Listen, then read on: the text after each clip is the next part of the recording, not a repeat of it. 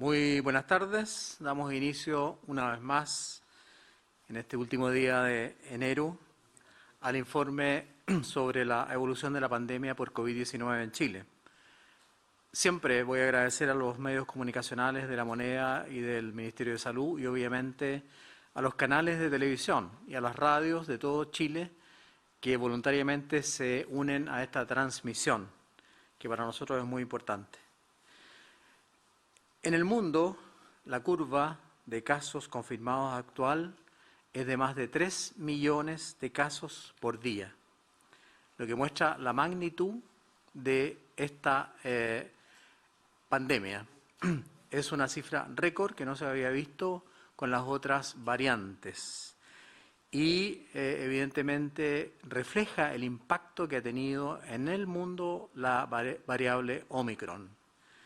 Francia ayer, por ejemplo, registró 250.000 casos, Israel 53.000 nuevos casos. Vemos algunos países, sin embargo, como el Reino Unido, que han comenzado a disminuir su cantidad de casos hasta en un 30%.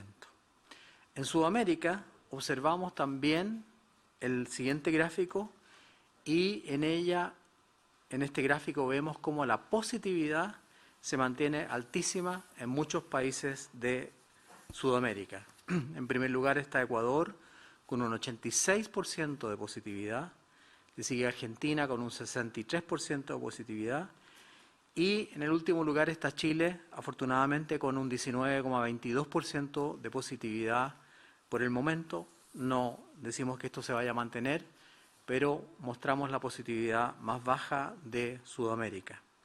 En cuanto al testeo, que ha sido motivo de discusión y de artículos de prensa, en el testeo nosotros seguimos siendo líderes en Latinoamérica y estamos entre los primeros 24 países del mundo que más testeamos. En el siguiente gráfico podemos observar la cantidad de testeo acumulado de 1.525 test por cada 1.000 habitantes. O sea, muchos habitantes de Chile ya se han hecho por lo menos 2 test, por lo menos. Y en Chile, obviamente, esto es fundamental para nuestra estrategia de testeo, trazabilidad y aislamiento. Chile es el primer país de Sudamérica en este ítem. Le sigue Uruguay, Argentina, Colombia, Brasil, etc. Pero nosotros queremos reforzar esta idea de que estamos haciendo mucho testeo y seguiremos haciéndolo porque es fundamental dentro de nuestras posibilidades para el seguimiento de la pandemia. Hoy lunes reportamos 119.417 exámenes, tanto PCR como test de antígeno, alcanzando a la fecha en nuestro país la suma de 29 millones de exámenes, 29.940.233 exámenes a nivel nacional, como ya dije, con una positividad a nivel país del 19,79%. Si comparamos, como ya dije, la positividad, hay diferencias entre los países de Sudamérica. A nivel nacional, en Sudamérica, la positividad más alta la lleva Argentina, pero notamos una caída leve y espero que esto se siga ocurriendo. En cuanto a positividad, sigue en segundo lugar Colombia, después Uruguay, después Perú y como ya dijimos, Chile está en el último lugar en cuanto a la positividad diaria de exámenes de PCR en Latinoamérica. A nivel nacional, los casos confirmados por COVID-19 en los últimos 7 días varían en un 92%. Y con respecto a los 7 días anteriores, los casos confirmados, es decir, 14 días, varían en un 243%. En esta cifra hemos notado una disminución del aumento, no así a 7 días que se ha mantenido más o menos estable.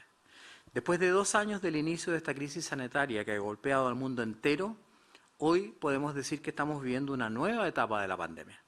Y espero que se entienda así.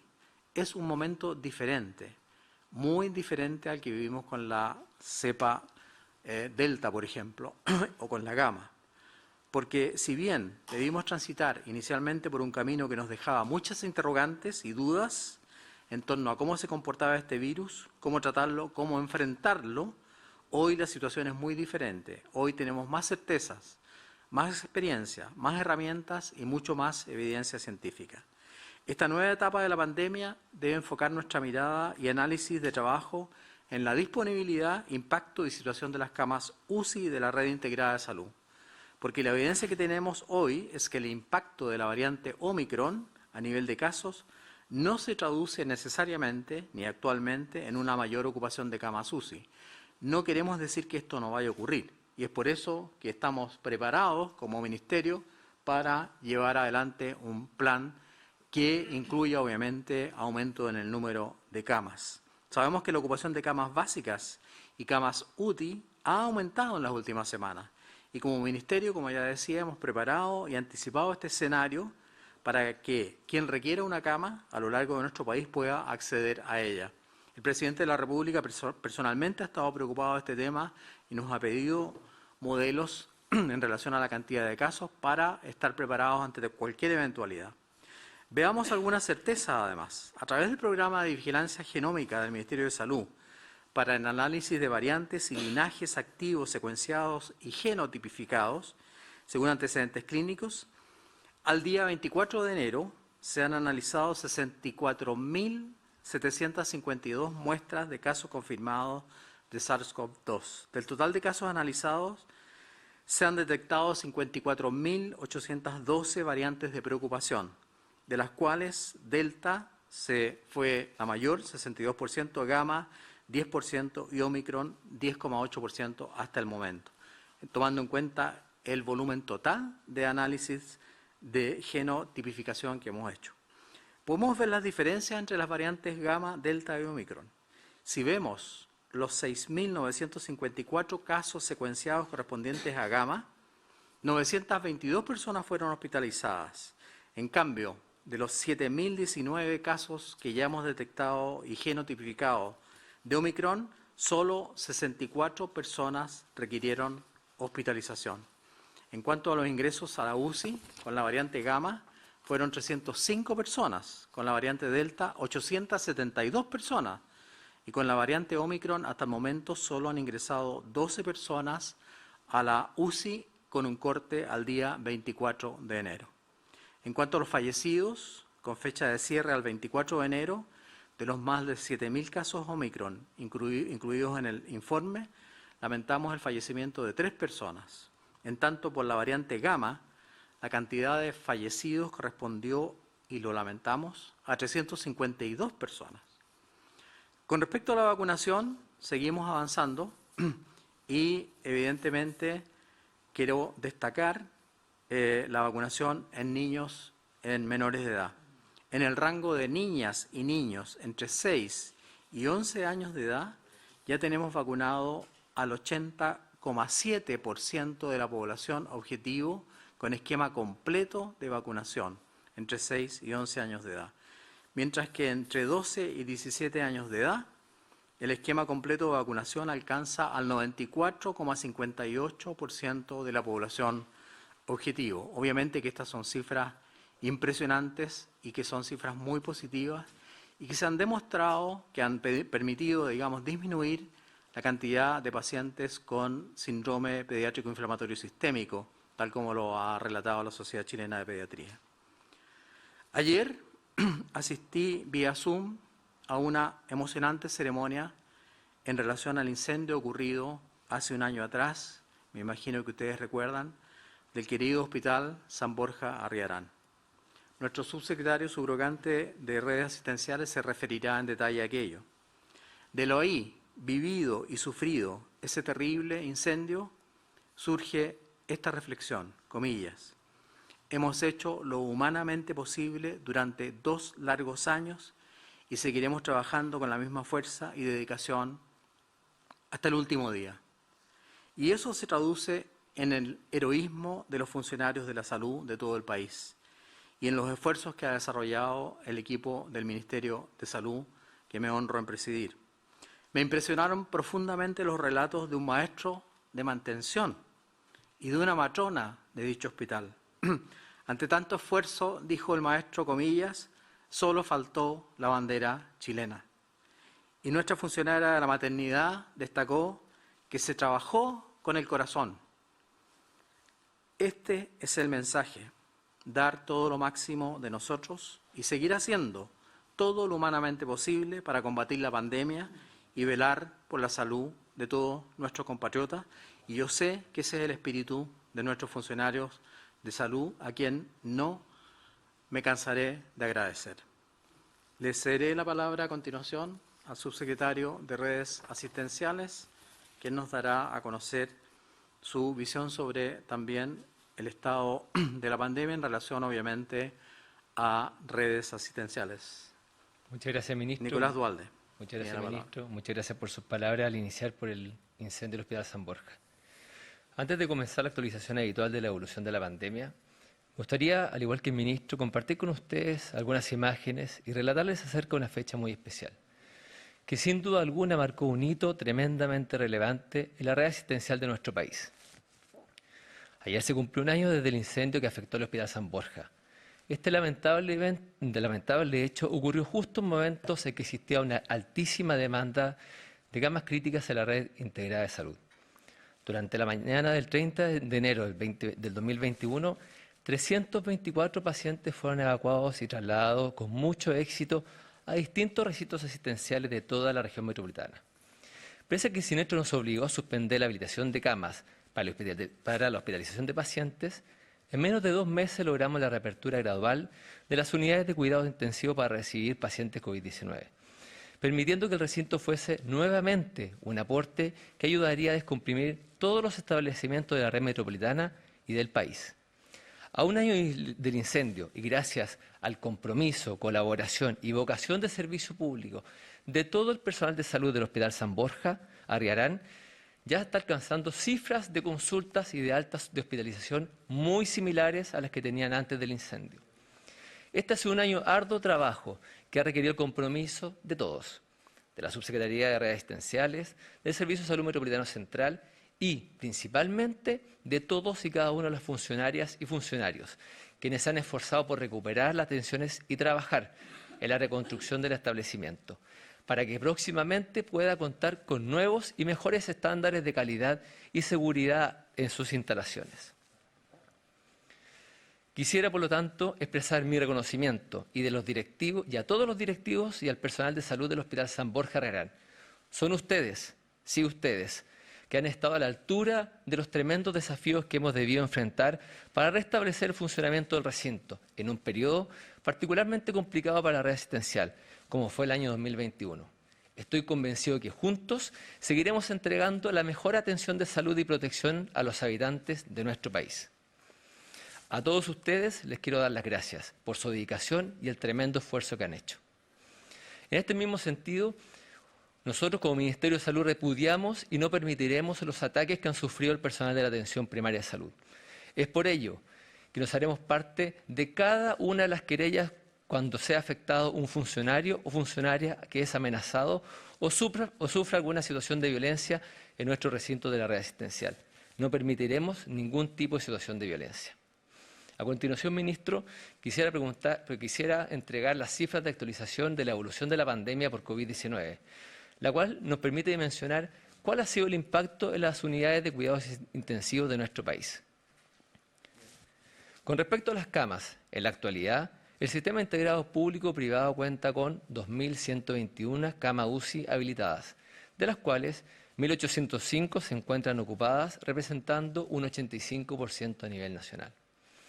De las aproximadamente 1.800 camas que están siendo ocupadas, 435 corresponden a pacientes COVID-19, lo cual representa el 24% del total de los pacientes hospitalizados. En cuanto a la ocupación de la red integrada de salud público-privada, hoy disponemos de 316 camas críticas, disponibles para pacientes que así lo requieran en cualquier parte del territorio nacional. Con respecto a los casos, tal como lo hemos estado informando, desde hace un par de semanas y debido a la diseminación comunitaria de la variante Omicron, el número de casos confirmados de COVID-19 ha aumentado en forma muy significativa. sobrepasando los 20.000 casos en los últimos días. Como se observa en el gráfico, en los últimos 7 días el número de casos confirmados sobrepasa ampliamente los promedios semanales registrados durante los 2 últimos años de pandemia.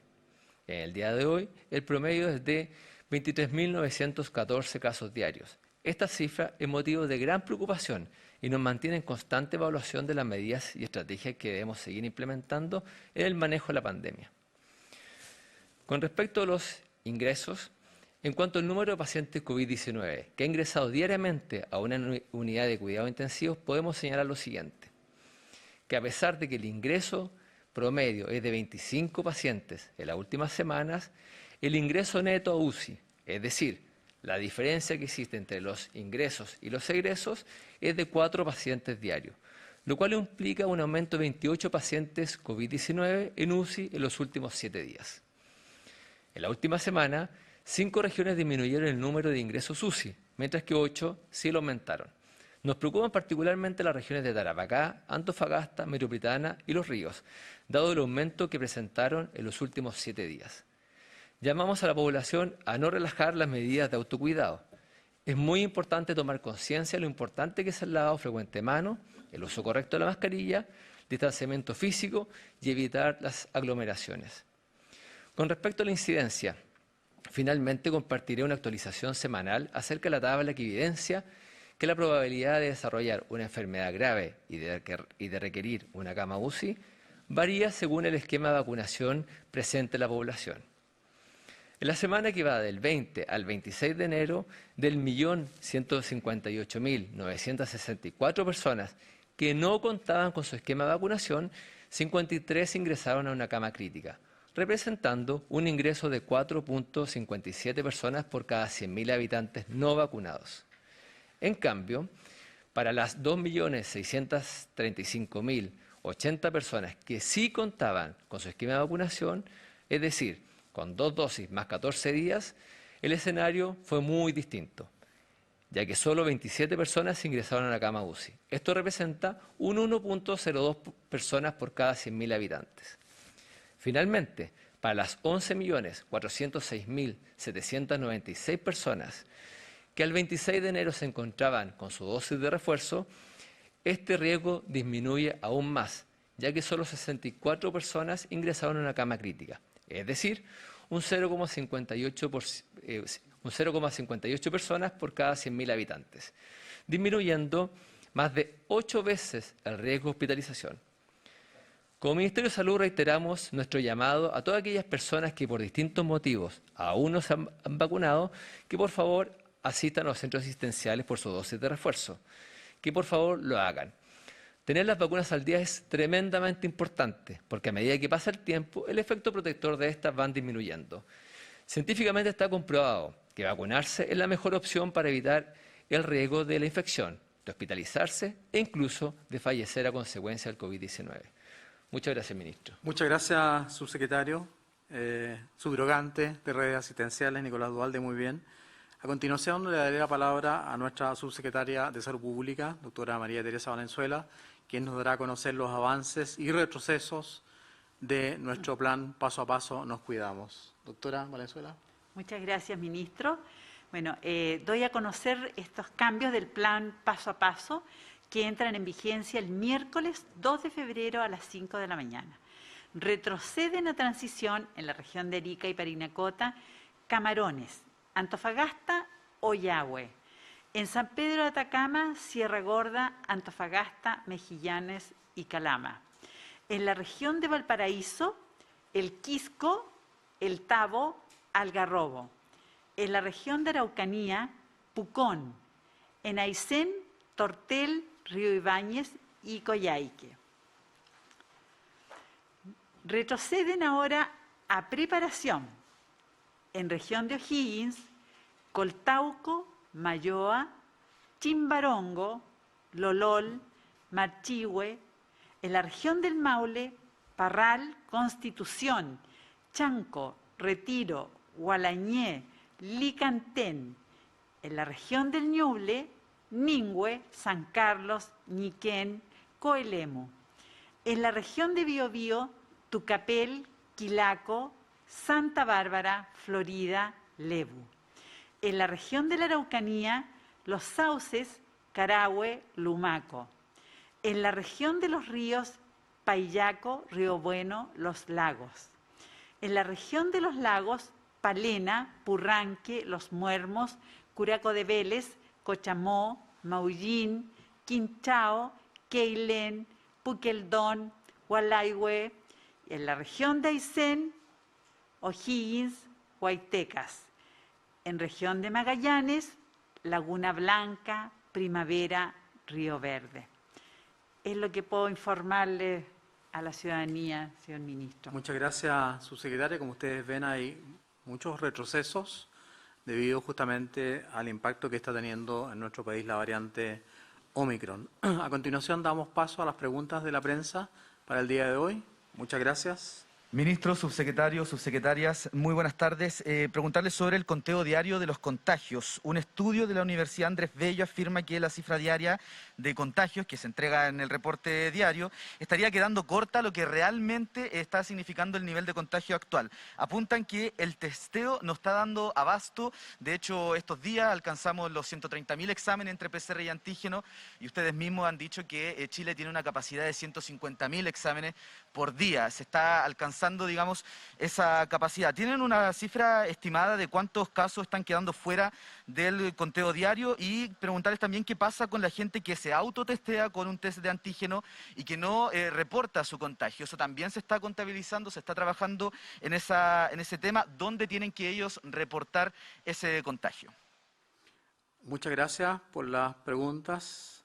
En realidad leí el artículo publicado por un diario en la mañana en referencia a una información que da a conocer el Departamento de Políticas Públicas de la universidad que usted ha nombrado. Y obviamente que hay dos premisas en salud pública, no en políticas públicas, en salud pública, que son muy importantes. En epidemiología el tiempo real no existe.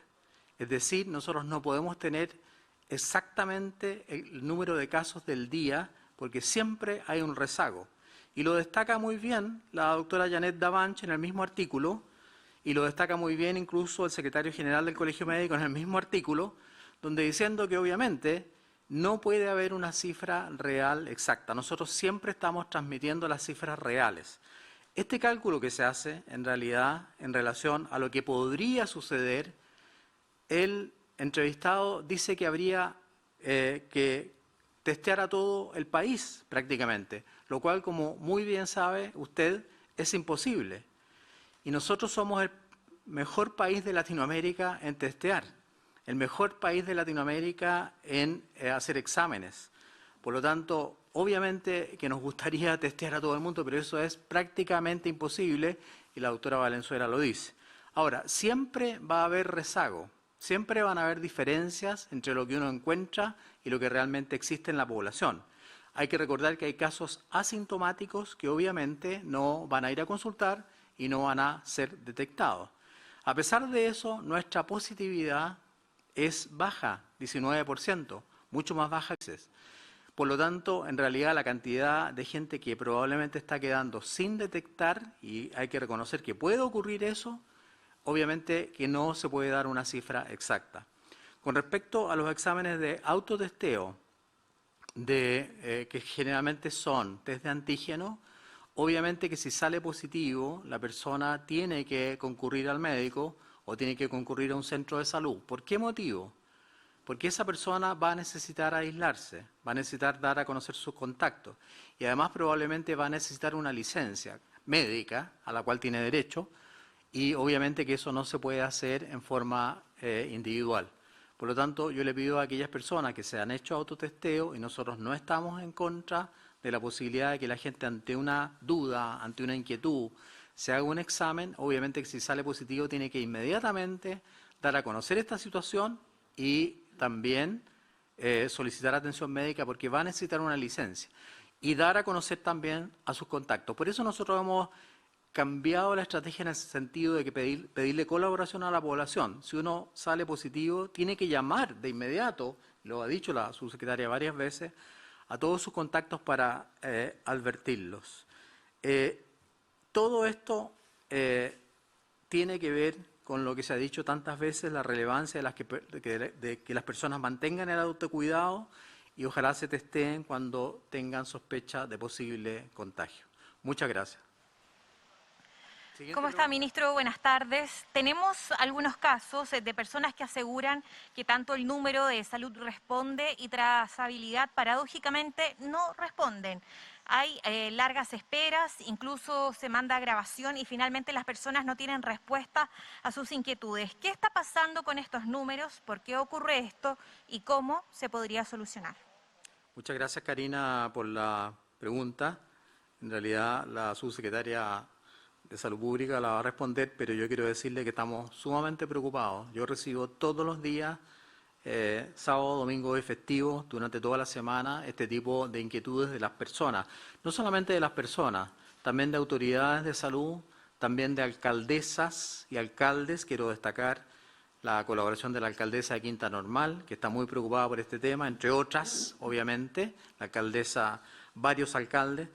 Y obviamente que ante la cantidad de casos que estamos teniendo pueden ocurrir este tipo de situaciones y que las vamos a solucionar dentro de nuestras posibilidades y haciendo todo el esfuerzo posible.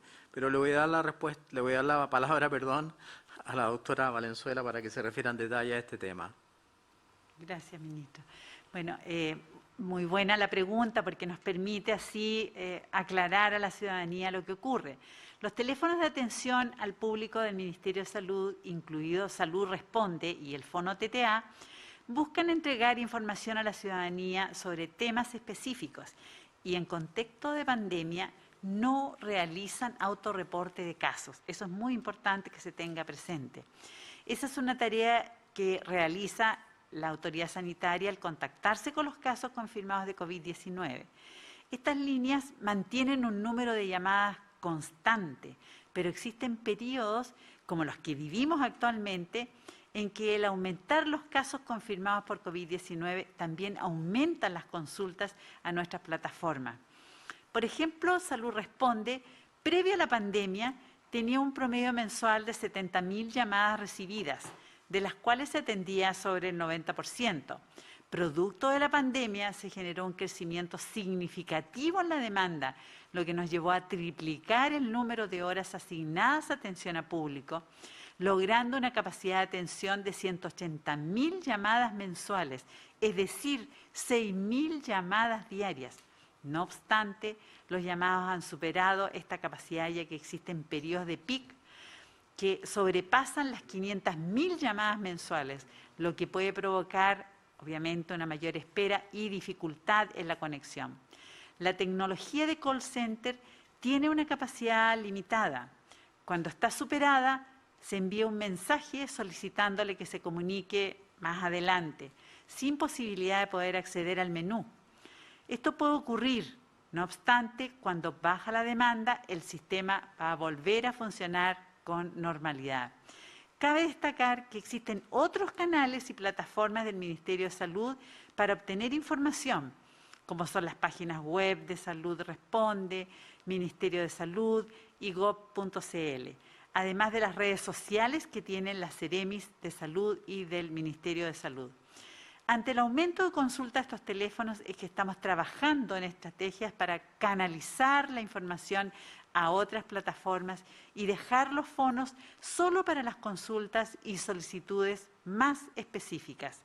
Estamos robusteciendo las respuestas a las preguntas frecuentes en nuestra página ministerial, en el banner del Fono TTA, para que las personas acudan a este sitio y revisen la información disponible antes de llamar y muchas veces sentirse frustrado por la falta de respuesta a través de ese medio.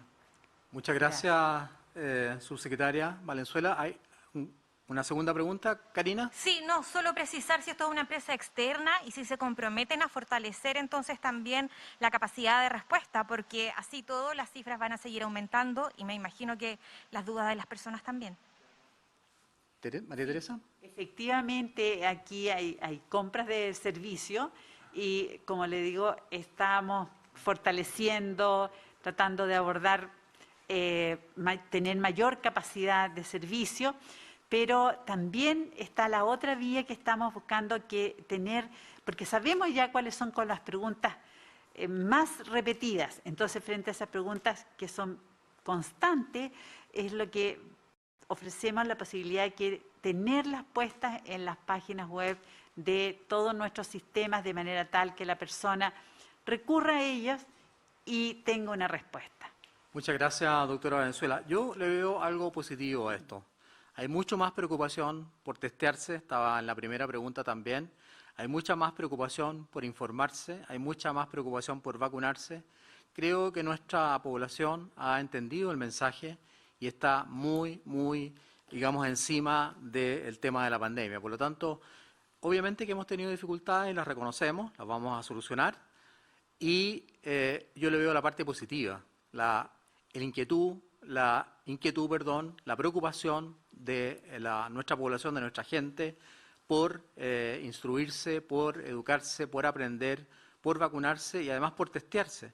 Entonces también creo que eso hay que aplaudirlo, porque es una población culta, una población que se preocupa y obviamente que eso nos va a ayudar al manejo de la pandemia. ¿Hay una siguiente pregunta?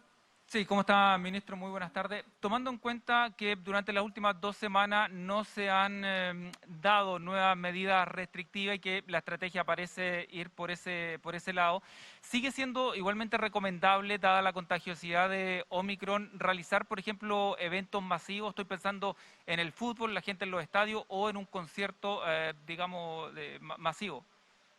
Muchas gracias por la pregunta. Bueno, los aforos van cambiando a medida que se va reduciendo en el paso a paso, nos cuidamos el grado de estado en el cual están las comunas.